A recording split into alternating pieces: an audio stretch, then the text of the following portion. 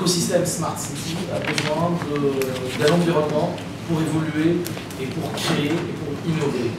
Et quand on sait que 80% de la population mondiale à l'horizon 2050 habitera dans les villes, la notion de ville devient majeure pour les écosystèmes start-up.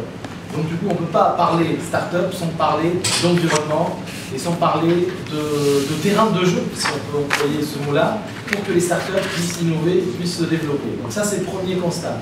Deuxième constat, les Smart Cities aujourd'hui, c'est une tendance internationale.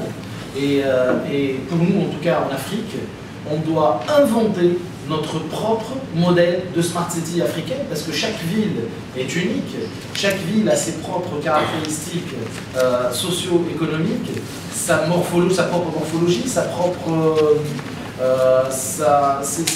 propres vraiment caractéristiques géographiques. Et l'idée en fait ici, c'est que comment on va pouvoir inventer nos Smart Cities africaines et non pas utiliser ce que les autres vont pouvoir nous offrir en mode plug and play avec des solutions complexes, des solutions informatiques ou des solutions digitales complexes qui ne correspondent pas forcément à nos attentes. Donc ça, c'est d'une manière générale. Et là, quand on parle de Smart City, on l'aborde dans le cadre d'Africa à travers ces images-là et ces projets-là. On revient au slide d'avant, s'il vous plaît. Donc, on a choisi pour le panel connectivité de présenter un grand projet d'une ambition africaine, mais qui démarre quand même, entre autres, de la Tunisie, parce qu'on parle aujourd'hui de cardinaux numériques. Donc ce projet, il s'appelle African Digital Hub.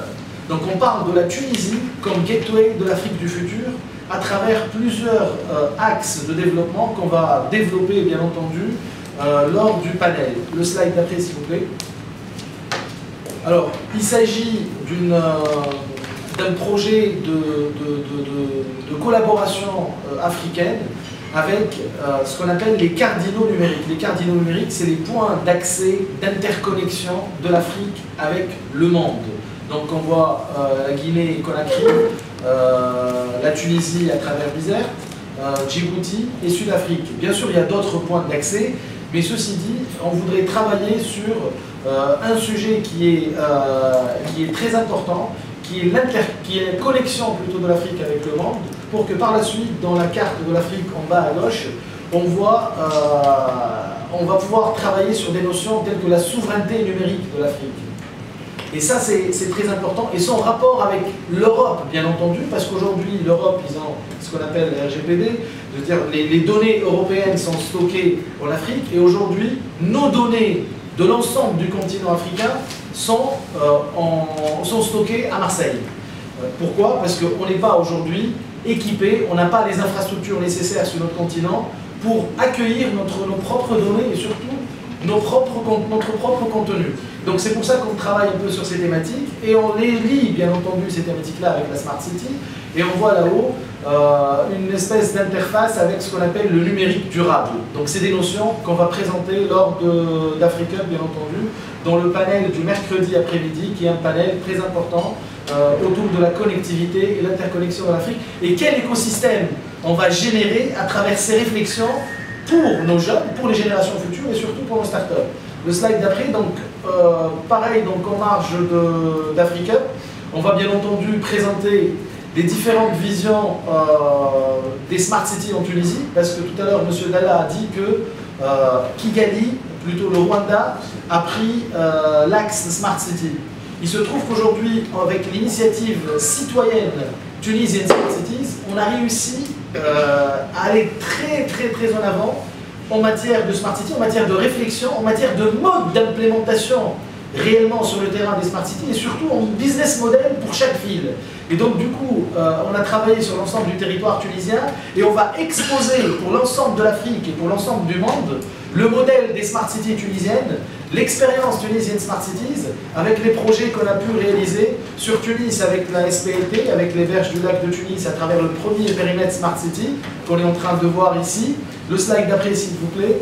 Le modèle Bizerte qui est l'échelle de la ville, parce que celui de Tunis c'est l'échelle du quartier, c'est un quartier Smart City sur 57 hectares. Sur Bizerte, on parle à l'échelle de la ville, on a une réflexion de Smart City au niveau de la ville avec plusieurs projets qu'on abordera bien entendu le 25. Le slide d'après, et la petite surprise, bien entendu plutôt la grande surprise, qui est Gabès, l'oasis intelligente. Bien entendu, quand on parle de Gabès, on parle de pollution. Et la réflexion sur Gabès, oasis intelligente, c'est comment, à travers ce gros problème, on crée une nouvelle force et que Gabès devienne, à terme, dans les 20-30 années à venir, la ville, la Smart City ou l'oasis intelligente qui a réussi à inverser la tendance et à devenir l'oasis et la ville la plus propre en Afrique et en Méditerranée. Bien entendu, pour finir, il y a le village tunisien Smart Cities dans lequel il y a l'ensemble des villes tunisiennes qui seront représentées à travers des bouts de master plan. On voit un peu celui de Gabès en haut à droite. Et là, ça va susciter des réflexions. Les startups ils vont comprendre les problématiques et les axes Smart City dans chaque ville tunisienne.